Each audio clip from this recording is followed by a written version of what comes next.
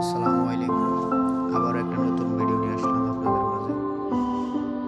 এটা হচ্ছে একটা চেঞ্জ ওভার। এটা হচ্ছে একটা অটো চেঞ্জ ওভার। এখানে কিছু টাইমার রিলে কন্টাক্ট লাগানো আছে দেখেন। বড় দুটো হচ্ছে ম্যাগনেটিক কন্ডাক্টর,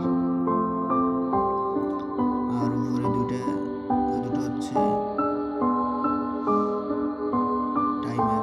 মাঝখানে একটা রিলে লাগানো আছে, আর নিচে কিছু ফিউজ লাগানো আছে। এই পুরোটা হচ্ছে একটা চেঞ্জ ওভারের ডিজাইন বা চেঞ্জ ওভারের কাজ। এগুলোর মাধ্যমেই চেঞ্জ ওভারটা কাজ করে।